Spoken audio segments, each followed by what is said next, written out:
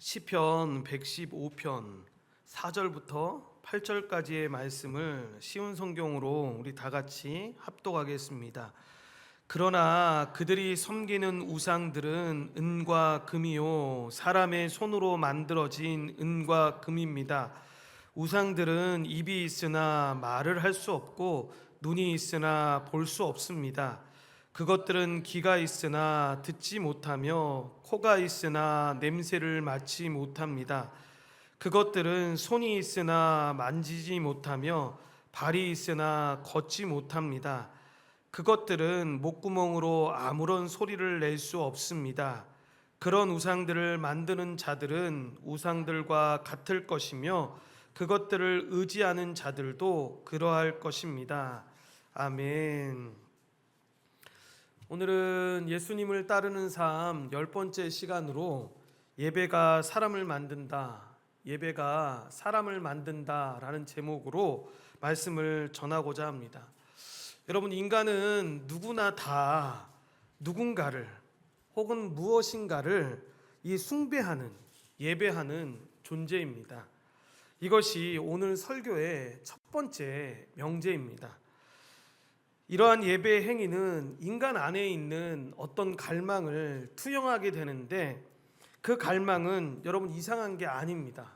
하나님께서 인간을 만드실 때 인간이 하나님을 향하여 살 수 있도록, 그리고 하나님 안에서 만족과 기쁨을 얻도록 하나님이 인간에게 직접 넣어두신 겁니다. 하지만 죄로 말미암아 인간이 범죄하게 되지 않습니까? 더 이상 하나님을 갈망하고 하나님을 예배하지 않게 되었습니다. 그렇게 범죄한 인간은 하나님 외에 다른 것을 갈망하고 예배함으로써 자신의 행복을 추구하는 존재가 된 것입니다. 여러분, 이것이 바로 우리가 잘 알고 있는 하와가 선악을 알게 하는 나무의 실과를 따먹었을 때 갈망했던 것처럼 그런 삶이 된 것입니다. 이렇게 범죄한 인간은 창조하신 모습 그대로인 그 복된 존재의 모습을 잃어버리게 되었습니다. 여러분, 두 번째 명제는 인간은 자기가 예배하는 대상을 닮아간다라는 겁니다. 오늘 우리는 이 두 번째 명제를 중심으로 해서 이 말씀을 살펴보려고 하는데, 본문 8절 말씀에 나와 있는 것처럼 우상을 만들고 그것을 의지하고 숭배하는 자들은 여러분 우상을 닮아갑니다. 물론 반대로 여러분, 하나님을 제대로 예배하는 사람은 어떻게 되겠습니까? 하나님을 당연히 닮아가게 되겠죠. 이렇게 예배하는 것은 예배하는 자로 하여금 예배의 대상을 닮게 합니다. 그러니까 예수님의 길을 따르는 사람이다 라고 말하면 그 사람은 하나님을 예배하는 자들이 있고, 하나님을 예배함으로써 이 하나님의 형상과 그 성품을 닮아가는 사람들입니다. 이렇게 예배하는 사람을 형성하고 빚어간다라는 의미에서 형성적 예배라는 그 말을 쓰게 되는데, 이럴 때 우리 안에 있는 질문이 있다라는 겁니다.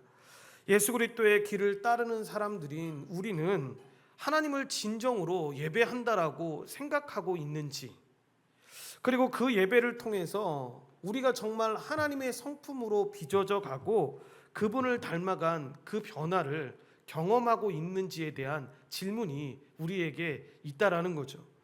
거꾸로 여러분, 이렇게 물을 수도 있습니다. 예배가 정말 우리를 하나님의 형상으로 닮아가게 하는 수단이라면, 여러분 평생 예배를 드리면서도 변화되지 않는 사람들은 도대체 여러분 어떻게 설명할 수 있겠습니까? 여러분, 이 질문에 대한 답을 어떻게 해야 합니까? 이 여러 가지의 대답들이 나올 거라고 생각을 합니다. 각자의 대답들이 나오겠죠. 그런데 그 대답은 잠시 미뤄두고 이 초기교회 역사를 잠시 살펴보면, 여러분 앨런 크라이더라는 사람은 이런 얘기를 했습니다. 초기교회의 공동체 생활 속에서 지속적으로 힘을 불어넣어줬던 근거 중 하나가 예배였고, 초기교회 성도들의 성장 습관을 형성하는 주요 수단도 예배였다라고 이야기를 합니다. 쉽게 말하면 여러분 무엇입니까? 공동체 생활을 하는데, 그리고 그 생활 안에서 사람들이 살아가는데 그들에게 중요한 역할을 했던 것이 바로 예배였다라는 거죠. 그러니까 주님과 떠나지 않고 그 주님과 함께 하면서 그들의 삶의 모든 부분들에 영향을 받았다라는 거죠. 여러분, 그런 의미에서 우리가 드리고 있는 예배는 어떤지 한번 잘 생각해 봐야 합니다. 이렇게 예배에 대한 이해와 경험이 초대교회 성도들이 생각했던 것처럼, 그러니까 예배를 누군가가 드렸다라고 생각했을 때 저 사람이 하나님을 더 닮아가고 공동체 생활을 하는데 좀 더 이기적이었던 사람이 더 섬기고 더 그들을 우대하는 사람으로 살아가는 모습을 보여줬던 그 시대와 지금 우리의 시대와 여러분 어떤 차이가 있는 건지 한번 생각해 봐야 한다는 겁니다. 톰 라이트가 여러분 길게 한번 이런 말을 쓴 적이 있습니다. 제가 한번 읽어드릴 테니까 잘 한번 들어보십시오. 우리는 애초에 왜 여기에 있는 것인가? 이에 대한 기본적인 대답은 우리가 여기에 있는 이유는 타고난 하나님의 형상을 반영하는 진정한 인간이 되기 위함이고, 그것은 예배를 통하여 그리고 다른 넓은 의미의 선교를 통하여 이루어진다.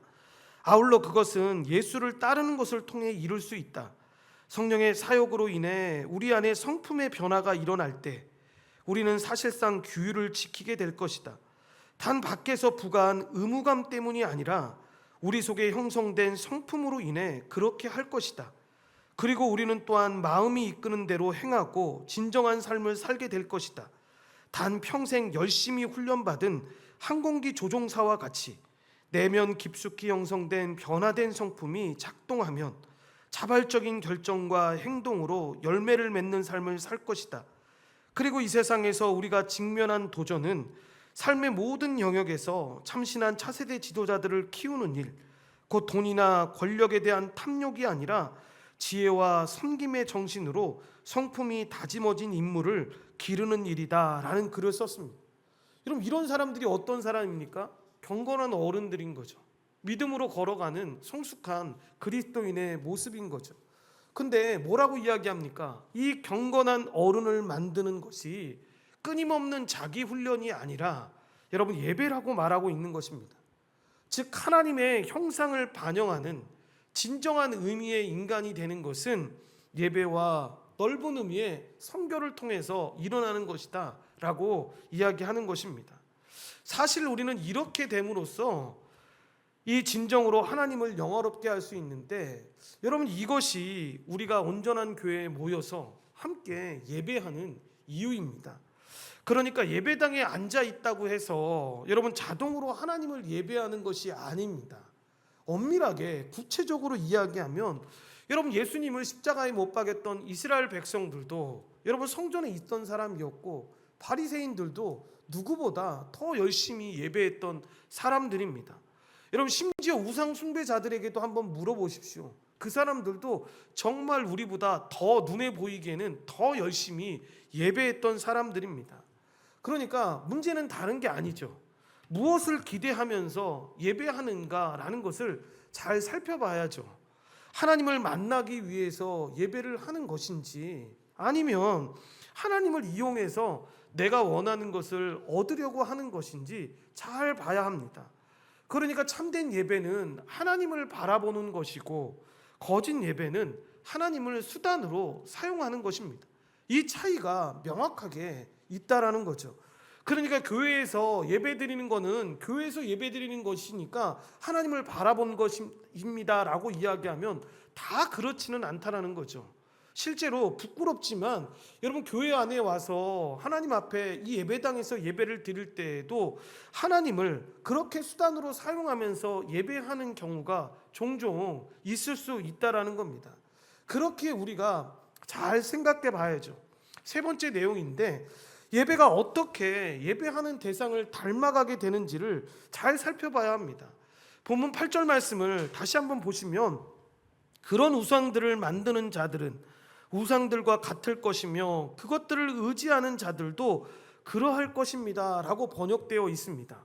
여러분 이 말씀을 이해하기 위해서 이사야 선지자가 부름받은 장면을 우리가 잘 봐야 합니다.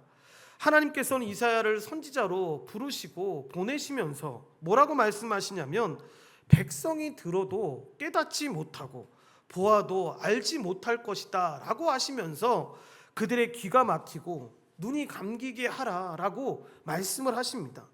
여러분, 이 말씀을 어떻게 우리가 이해할 수 있습니까?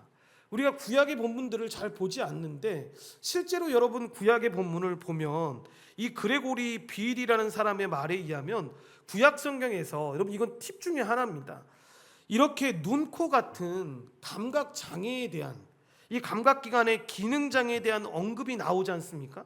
그러니까 눈이나 코라는 것들을 우리가 설명하면서 들어도 보지 못하고 냄새를 맡아도 깨닫지 못한다라고 이야기하지 않습니까?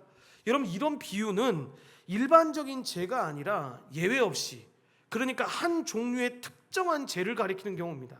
그게 뭐냐면 바로 우상 숭배의 죄를 가리킬 때 여러분 이렇게 설명을 합니다. 그러니까 하나님의 심판으로 그들의 눈과 귀가 감기고 닫혀서 하나님의 말씀을 알아들을 수 없다라는 거죠. 이것은 그들이 섬기는 우상의 형상을 그대로 반영하는 심판입니다. 그러니까 이사야서 곳곳에 보다 보면 하나님의 백성이 우상을 섬김으로 말미암아 우상처럼 눈이 있어도 보지 못하고 귀가 있어도 듣지 못하는 허망한 존재들이 되었다라고 말씀을 하십니다. 무슨 이야기입니까? 우상 숭배에 대한 하나님의 심판을 분명하게 이야기하는 겁니다. 그 말씀이 이사야서 44장 9절과 18절 말씀에 나오는데, 여러분 이 말씀을 쉬운 성경으로 우리 다 같이 합독하겠습니다.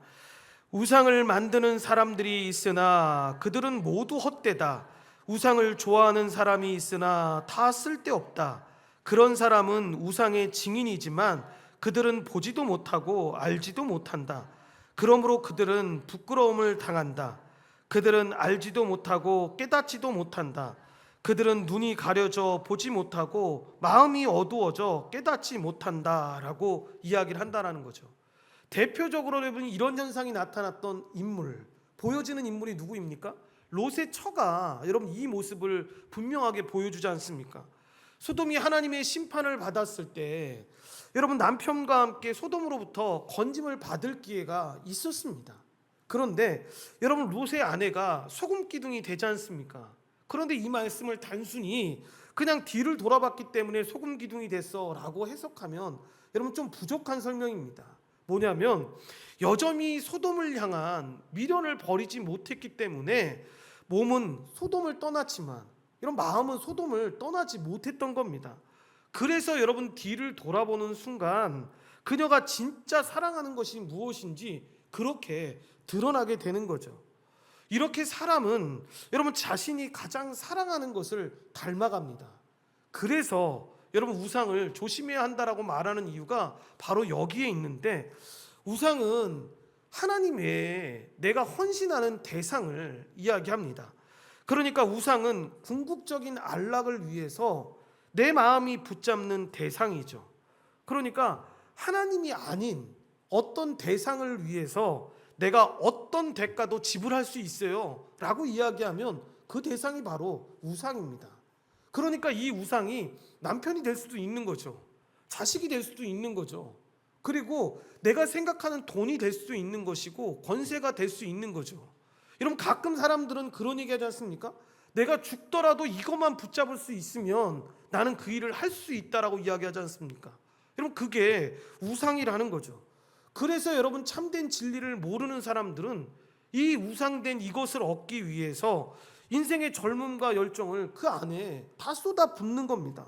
시간을 투자하는 거죠. 그리고 그것을 얻었을 때에도 그런 얘기들을 합니다. 됐다고. 이거를 얻기 위해서 내가 평생을 걸어왔는데 이거 얻으면 됐어. 난 이거 얻기 위해서 살았으니까 괜찮아라고 말하는 경우들이 있다라는 거죠.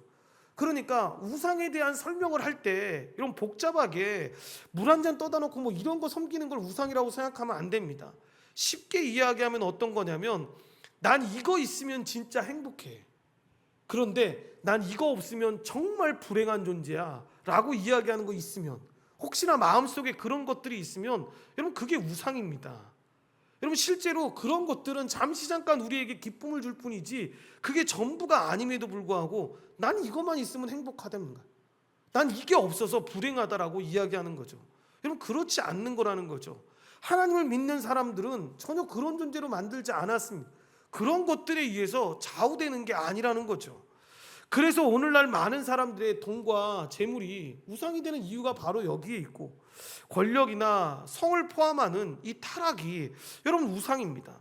그런 의미에서 인기와 명예가 어떤 사람에겐 우상이 되는 것이죠. 이것은 오늘날 이 세상에 왜 그토록 사람들이 영적으로 둔감하고 진리를 보지 못하면서 허망한 가치관에 그렇게 사로잡힌 사람들이 많은지에 대한 설명을 해주는 겁니다. 왜 저렇게 의미 없는 것에 목숨 걸고 살까라고 하는 것들에 대한 설명이 바로 여기에 나오는 거죠. 그러니까 자기가 숭배하고 있는, 그 예배하고 있는 그 우상들, 그게 돈과 성과 권력과 이게 모든 우상들을 닮아가기 때문에 여러분 이런 생각들을 하게 되는 것입니다. 오로지 이 권력만을 추구하는 정치인들이나 돈을 숭배하는 사람들이 그러하는 것처럼 자신들이 섬기는 우상처럼 천박하게 그들 스스로도 변하게 되는 거죠. 그러니까 돈이 있으면 편하다라는 거 누구 다 아는 사실 아닙니까? 그런데 그 돈으로 모든 것을 규정하게 되면 그 사람의 삶이 우리가 볼 때에도 참 안타깝다라는 이야기를 참 많이 하지 않습니까? 돈이 그 사람의 전부가 되니까, 권력이 그 사람의 전부가 되니까, 그 사람이 가지고 있는 성공이 그 사람의 전부가 되니까 그것 때문에 살아가는 것처럼 보이니까 여러분 그렇게 천박하게 보이는 겁니다. 그렇게 우상 숭배자는 자기가 숭배하는 그 우상대로 변하게 되니까 그런 삶을 살 수밖에 없다라는 겁니다. 그러므로 보고 듣고 말하는 모든 것에 있어서 여러분 항상 주의하고 점검해야 합니다. 그래서 여러분 제가 언젠가 한번 말씀드렸던 것처럼 유튜브나 SNS만 봐도 여러분 이 사람이 지금 뭐에 초점을 맞추고 살아가는지를 대부분 알 수 있습니다. 여러분 운동을 좋아하는 사람 있지 않습니까? 그러면 유튜브에 로그인을 한 상태에서 계속 보고 있었다고 한다면 여러분 그 사람의 유튜브를 보면 이 운동 영상만 봅니다. 운동 영상만 계속해서 뜹니다. 그리고 주식 영상만 보는 사람들은 주식 영상만 계속 뜹니다. 연예인 좋아하는 사람 영상만 보지 않습니까? 그러면 그 연예인 영상만 여러분 계속 나옵니다. 그 제가 간혹 가다가 아내가 좋아하는 가수가 한 명 있는데 그 가수 보고 싶으면 아내 그걸로 해서 들어가면 그 사람이 곧바로 뜹니다. 왜냐하면 자주 보니까 그 영상이 뜨는 거죠. 결국 여러분 사람은 자신이 반복해서 보는 것으로만 이 생각이 형성될 수밖에 없는 겁니다. 그래서 매일 돈 얘기만 하는 사람들의 이야기를 들어보면 여러분 돈 중심의 사람이 될 수밖에 없죠.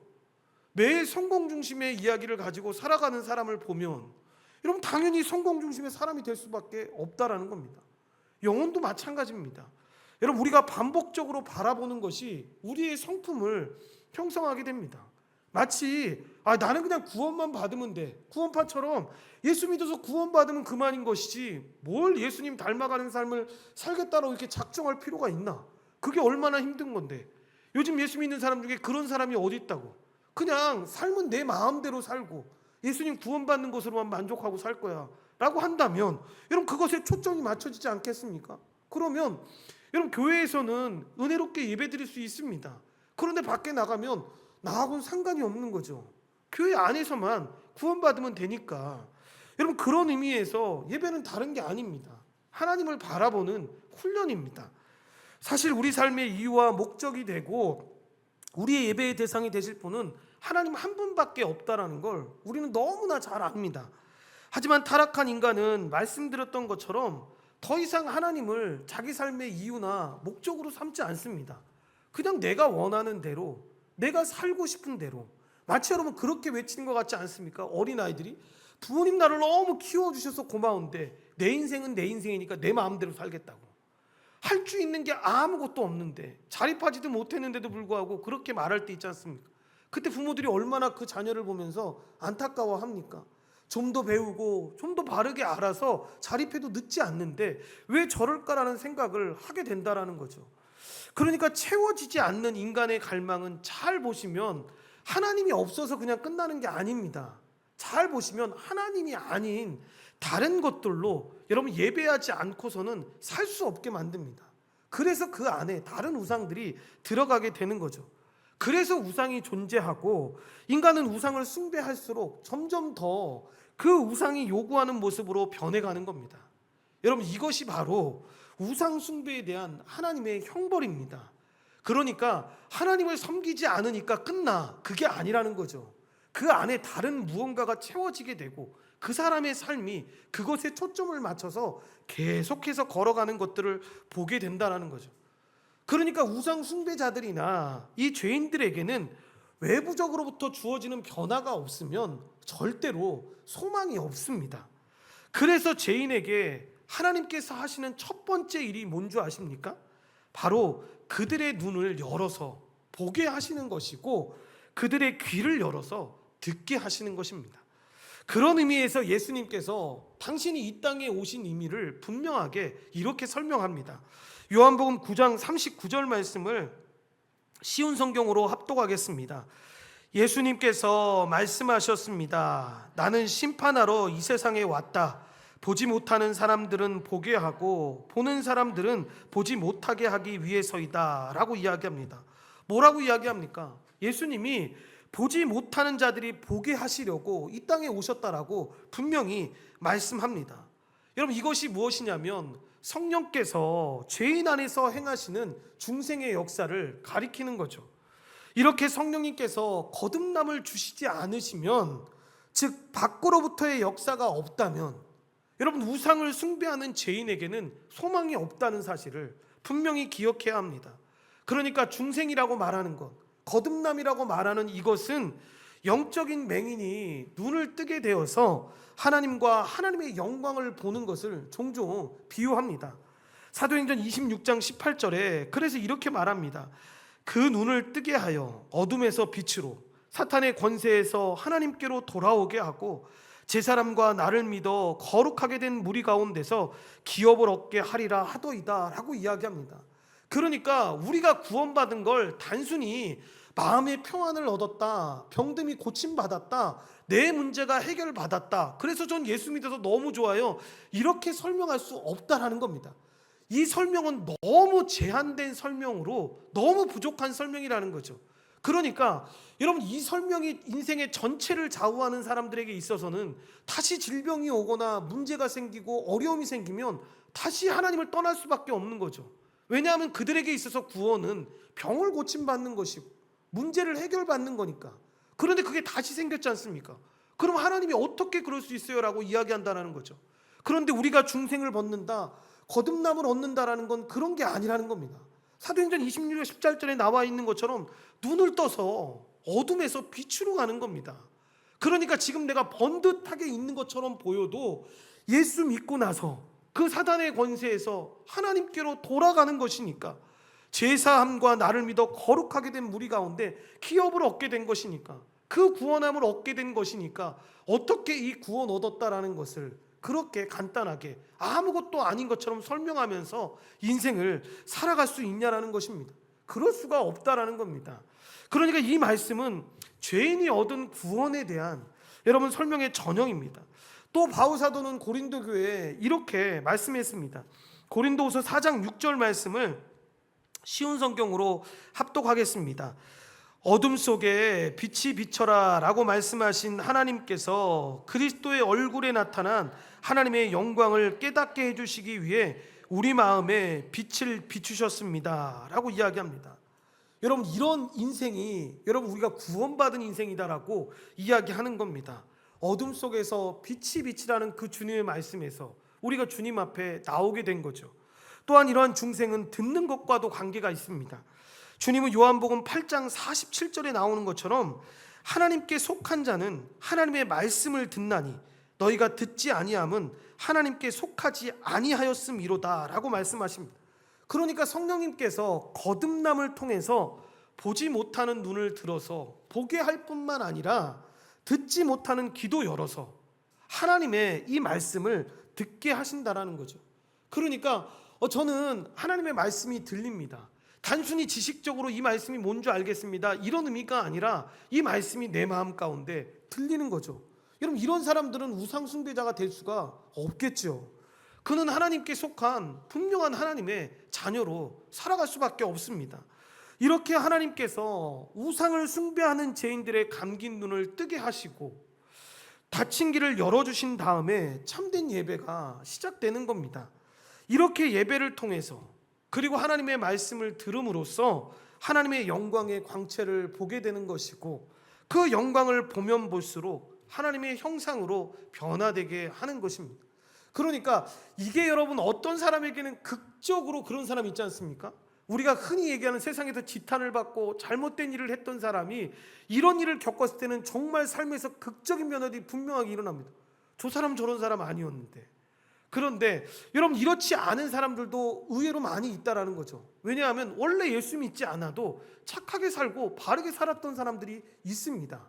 그런데 이때에도 잊지는 말라는 겁니다. 여러분 큰 변화가 없는 것처럼 이야기하는 분들도 있습니다. 저는 예수 믿고 나서도 그렇게 큰 변화가 없는데요. 예전처럼 여전히 사람들 사랑하는 거 좋아하고 여전히 이렇게 섬기는 거 좋아하고. 여러분 이걸로 설명할 수 없다라는 겁니다. 전혀 다른 겁니다. 내가 주인이 되어서 여러분 그렇게 다른 사람들을 도와야겠다, 어려운 사람들을 해야겠다. 법적으로 봤을 때 이 사람은 착한 사람일 수 있지만 여러분 은혜로, 이 하나님의 전적인 은혜로 바뀌게 되면 어떻게 되는 겁니까? 사람의 차원이 아닙니다. 그래서 여러분 교회로 살아간다는 게 우리의 힘으로 할 수 없다라고 말하는 이유 중에 하나가 바로 여기에 있는 겁니다. 그럴 수 없는 일들을 행하는 거죠. 그래서 여러분 안디옥에서 그런 일이 있었다고 했지 않습니까? 그리스도인이라는 호칭을 처음 부르게 됐다는 이유가 나온 이유가 바로 그런 겁니다. 저 사람들을 호칭할 수 있는 호칭 자체가 없는 겁니다. 그래서 새로운 호칭을 만든 겁니다. 여러분 그 안에 얼마나 착한 사람들 이전에 많았겠습니까? 그런데도 불구하고 이렇게 고백한다라는 거죠. 이렇게 예배를 통해서 하나님의 사람들은 하나님의 형상으로 변화되게 되는 것입니다. 자신이 예배하는 그 하나님의 형상으로 빚어지는 은혜를 입게 되는 거죠. 그렇다면 다섯 번째로 여기서 우리는 우리들에게 너무 익숙한 예배에 대해서 다시 한번 생각해 봐야 합니다. 우리는 정말 성경이 가르치고 있는 이 예배에 대해서 잘 알고 있는가? 그리고 그렇게 마음을 다해서 예배를 드리고 있는지, 어떻게 신자가 예배를 통해서 하나님의 형상으로 변화되어 가는지. 정말 거룩한 변화가 있으려면 그 말씀을 알아야 하는데, 하나님을 아는 지식이 쌓여감에 따라 하나님의 형상으로 변화된다는 걸 알아야 되는데, 이걸 경험적으로 내가 느끼고 있는지를 봐야 한다는 거죠. 신학자인 마르바던이 여러분 이런 말을 합니다. 예배를 시간 낭비라고 이야기합니다. 여러분 이 말은 잘못된 어감에서 이야기하는 게 아닙니다. 여러분 신자라면 일평생 동안 잘 생각해 보십시오. 모태신앙인 분도 이 안에 계실 텐데, 여러분 우리가 예배드린 시간이 얼마나 무지막지하게 많이 있습니까? 그런데 실질적으로 이를 통해서 우리가 얻는 것은 없습니다. 세상 사람들이 볼 때에는. 그래서 예배를 시간 낭비라고 이야기합니다. 여러분 평생 얼마나 많은 시간들을 이 예배에 쏟으셨습니까? 기독교 신앙에 있어서 이 예배가 하나님께 점수를 따거나 도움이 되거나 우리의 존재를 더 드높이는 그런 존재가 되는 것이 아니지 않습니까? 그저 뭔가 신성하고 거룩한 느낌을 얻기 위해서 만약에 예배를 드리고 있다면, 여러분 바리새인들이 드리는 예배하고 다를 바가 뭐가 있겠습니까? 그냥 이렇게 하라고 했고 몸으로 그렇게 반응했었으니까 나는 예배 드려요. 여러분 그러면 안 된다라는 거죠. 결국 여러분 우리가 예배를 드리는 단 한 가지 이유는 다른 게 아닙니다. 하나님께서 예배를 받으시기에 합당하신 분이니까 그분 앞에 나와서 예배를 드리는 거죠. 그러니까 마르바돈의 이 말은 여러분 이런 뜻을 내포하는 겁니다. 예배는 시간 낭비다. 그러나 참으로 고귀한 시간 낭비다. 예배는 우리를 그 가운데 우주의 왕이신 하나님의 고귀한 광의에 빠져들게 하기 때문이다. 예배는 하나님의 임재를 다른 사람과 함께 누릴 수 있는 기회, 우리의 시간에서 벗어나 하나님 나라의 영원한 목적에 들어가게 하는 기회이다. 그 결과 우리는 변한다. 우리의 변화는 우리가 하는 어떤 일 때문이 아니다. 우리가 집중하고 복종하는 대상인 하나님께서 자신을 계시하심으로써 우리를 변화시키는 것이다 라고 이야기합니다. 여러분 이 말을 한번 곰곰이 생각해 보십시오. 예배가 그런 거라는 겁니다. 앞에 나와 있는 목사의 어떤 말을 들으면서 감정적으로 위로받고 감정적으로 도전받기 위해서 말씀을 듣는 게 아니라 하나님의 그 무한하심과 숭고하심과 그 광채를 경험하면서 놀라고 또 놀라는 겁니다. 그리고 무한하신 그 광채를 보는 사람들이 그 영광의 광채 앞에서 압도당하지 않을 수 없는 거죠. 여러분 이런 것을 알고 경험해야 한다는 거죠. 예배가 바로 그런 것들 안에 들어가는 시간이라는 겁니다. 그런데 문제는 여기에 있습니다. 솔직히 얘기해서 목사님 저는 그런 거 잘 모르겠는데요. 그 하나님의 영광의 강치 안에 들어간다라는 게, 그 영광의 은혜 안에 들어간다라는 게 뭔지 잘 모르겠습니다 라고 말하시는 분들이 있습니다. 솔직하게 금요 예배 오신 분들이니까 말씀을 드리면, 하나님의 깊은 신비에 대해서 솔직히 우리가 아는 바가 너무 적고 기대조차 하지 않기 때문입니다. 그러니까 여러분, 예배를 드릴 때에도 우리가 그냥 쉽게 이야기하는 그런 기대가 없는 거죠. 예배를 할 때 오늘 말씀을 통해서 그런 하나님의 깊은 은혜 가운데 내가 사모하며 들어가길 소망한다. 하나님이 내가 깨닫지 못하고 알지 못하는 이 놀라운 신비들을 나에게 가르쳐 줄 것이다 라는 기대감이 전혀 없는 거죠. 여러분, 잘 생각해 보십시오. 사람은 뻔히 아는 대상을 예배하지 않습니다.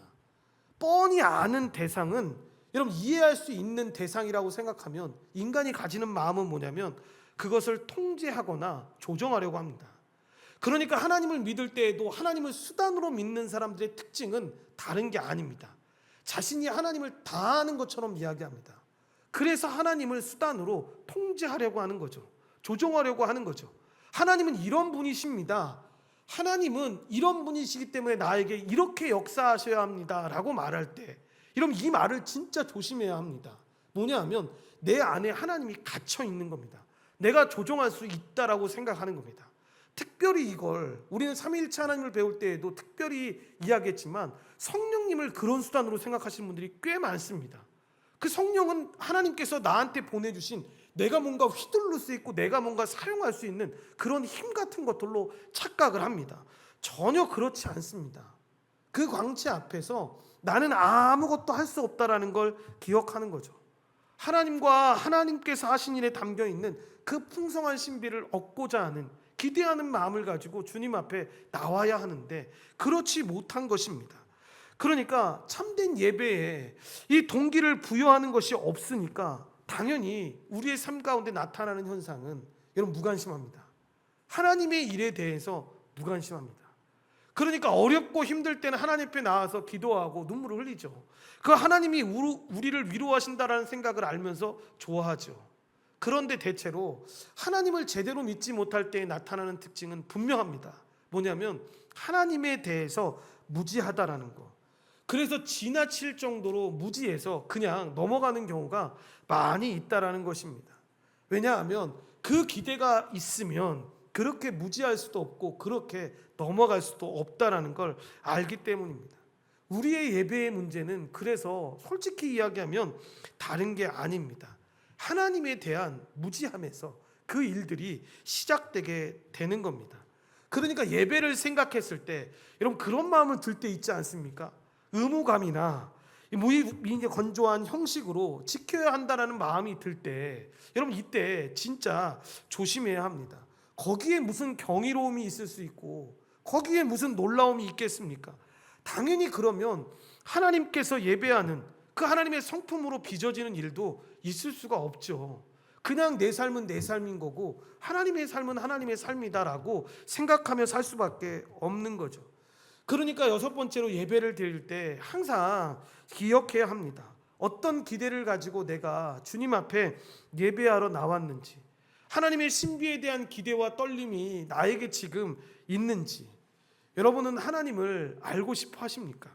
그리고 하나님을 아는 우리의 지식은 어떤 정도로 있다라고 생각을 하십니까? 이 무한 광대하신 하나님의 신비에 대한 이 우리의 무관심과 기대 없음, 이것이 우리를 참된 예배로 인도하지 못하게 하는 가장 결정적인 요소입니다. 정말 무서운 일은 그때 여러분 발생합니다. 사람들은 자기가 하나님을 예배한다라고 생각하면 그 예배가 천박한 우상 숭배에 지나지 않는 악행이 되는 경우가 있는데 그걸 깨닫지 못하는 겁니다. 그러니까 나는 오늘 하나님 앞에 예배를 정말 잘 드렸어요. 하나님 앞에 이렇게 나아갔습니다 라고 이야기하는데 엄밀하게 보면 하나님을 수단에 이용한 우상 숭배를 한 것에 불과한 것인데 그렇게 기억을 못하는 거죠. 그러니까 그 예배는 성경이 계시된 하나님이 전혀 계시지 않는 그런 예배를 드린 겁니다. 또한 하나님을 아는 참된 지식이 빚어낸 하나님의 신비에 대한 기대도 전혀 없습니다. 그러니까 내 머릿속에 규정하고 있고 내 머릿속에서 말하고 있는 그 하나님으로 정한 그 하나님 안에서의 신만, 그 자신들이 만든 그 신만 있는 거죠. 하나님을 우상처럼 섬기는 삶을 살게 된 것이죠. 거기에는 계속해서 말씀드리는 것처럼 신을 조종하면서 자기의 뜻을 이루고 싶어하는 그 우상 숭배자들과 다른 삶이 아니라는 것입니다. 이것이 바로 구약의 이스라엘 백성들이 행했던, 하나님 앞에 제약을 지었던 모습입니다. 그러니까 하나님을 떠났던 것이라는 표현을 볼 때 우리는 잊지 말아야 되는 게, 하나님을 안 믿었다 이런 의미로 그들은 이야기하지 않습니다. 우리도 하나님을 믿었습니다. 그런데 하나님을 믿었는데 하나님을 우상처럼 믿었던 거죠. 그리고 다른 신을 믿으면서 하나님을 그 우상의 하나로 두고 하나님을 믿었던 거죠. 그래서 하나님께서 선지자 이사야를 보내시면서 그들이 듣기는 들어도 깨닫지 못하고 보기는 보아도 알지 못한 것이다 라고 말씀하신 이유가 바로 여기에 있는 것입니다. 그들이 섬기고 있는 그 허망한 우상과 같이 그들의 삶이 그렇게 걸어갔다라는 것을 설명하고 있는 것입니다. 그 결과 여러분, 하나님의 성품으로 빚어진 백성은 보이지 아니하고 이기적으로 한없이 자기 중심적인 그 백성, 우상의 허탕함을 그대로 빼어담는 백성만 있게 되는 겁니다. 그러니까 처음에 던졌던 그 질문, 왜 매일 모태신앙이고 매일 하나님께 그렇게 예배를 드렸는데 왜 나에게는 하나님의 형상을 닮은 모습이 없을까라고 생각했을 때, 여러분 이 부분을 잘 생각하면 되는 것입니다. 그러니까 혹시나도 하나님보다 하나님이 주시는 선물에 너무 익숙해져 있는 건 아닌지, 혹시나도 하나님을 예배하기보다 하나님을 이용하려고 하지 않았는지에 대해서 여러분 계속해서 생각해 봐야 합니다. 솔직히 과연 그렇다고 대답하기 어려울지도 모르겠습니다. 그렇지만 우리에게는 소망이 있다라는 거죠. 주님께서는 오늘 이 말씀을 통해서 오늘 우리에게 이렇게 말씀하시는 겁니다. 너희가 나를 따라오는, 길을 따르려고 하는 사람이 된다고 한다면 너희는 먼저 참된 예배자가 되어야 한다라는 거죠. 그러니까 우상 숭배를 하지 않으려면 우리가 우리 예배하는 하나님에 대해서 더 알아야 되는 겁니다.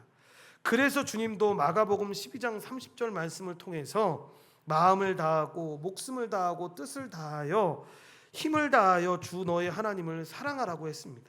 여러분, 뜻을 다한다라는 이야기가 뭐냐면 바로 지성을 최대한 사용하라는 겁니다. 그렇게 깨달을 수 있게끔 하나님이 주신 그 지성을 사용해서 하나님 아는 일에 힘을 쏟으라는 말을 하고 있는 겁니다.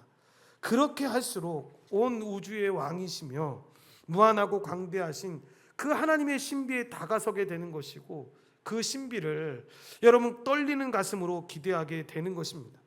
그러니까 계속해서 말하고 있는 이 신비라는 단어 있지 않습니까?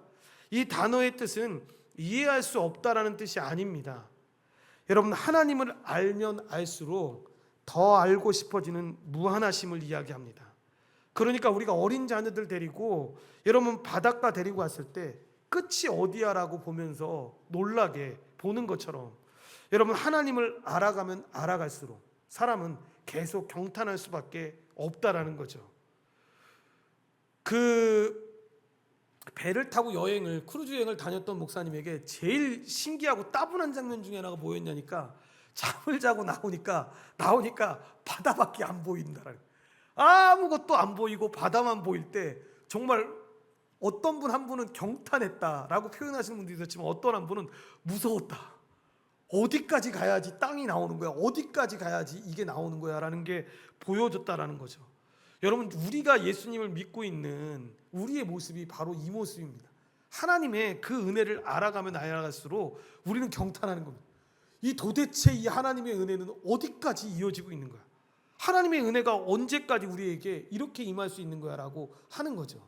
그런데 마치 저는 됐습니다, 이 정도면 됐습니다 라고 하면, 여러분 이런 무슨 세숫대야 같은데 한 군데 자기 들어가 있는 상태에서 이게 하나님이다 라고 이야기하면서 믿는 것과 다를 바가 없다라는 거죠.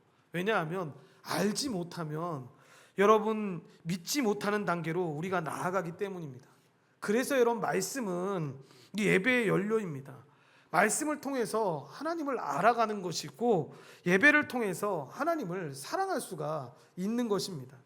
그때 우리의 예배가 온전히 회복되게 되고 우리는 하나님의 그 놀라운 은혜 앞에서 사랑과 찬양으로 경배하면서 나아가는 것입니다.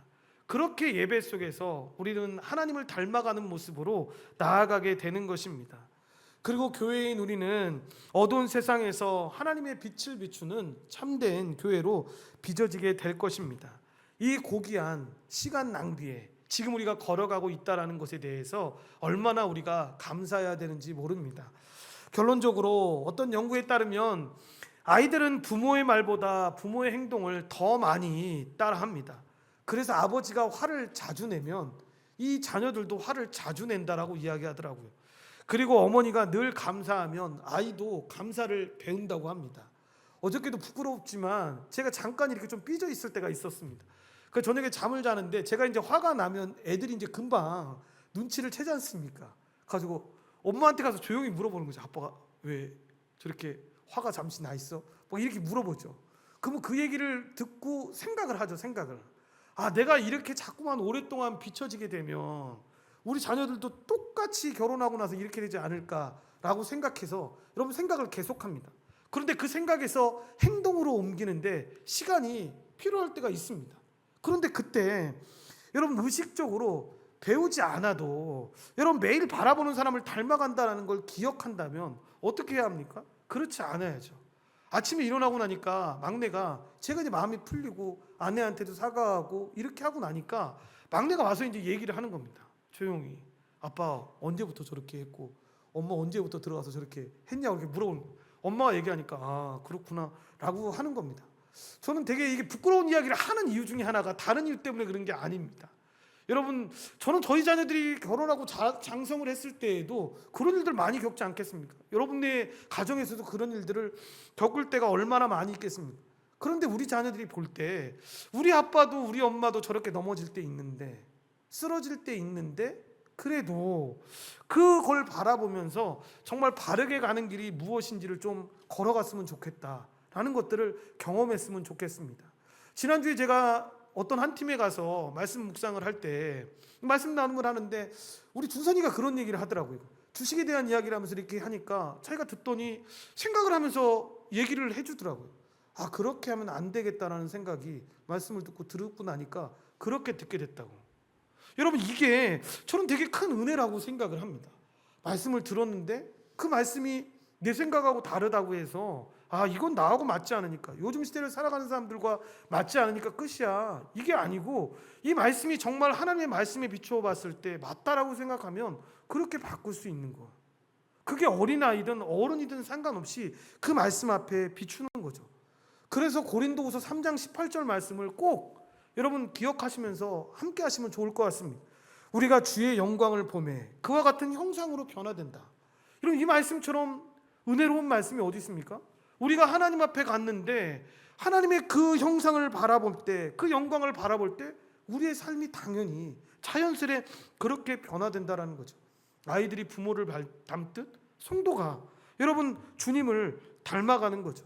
그러나 예배는 단 한 시간의 종교행위가 아니라는 거죠. 예배가 사람을 만드는 겁니다. 우상을 숭배하면 우상 같은 사람이 되는 것이고 하나님을 예배하면 하나님을 닮은 사람이 되는 겁니다. 그러므로 우리의 그 문제를 예배를 드리느냐 드리지 않느냐로 생각하는 것에서 결정되는 게 아니라 누구를 예배하느냐 여러분 이걸 잘 생각해야 합니다.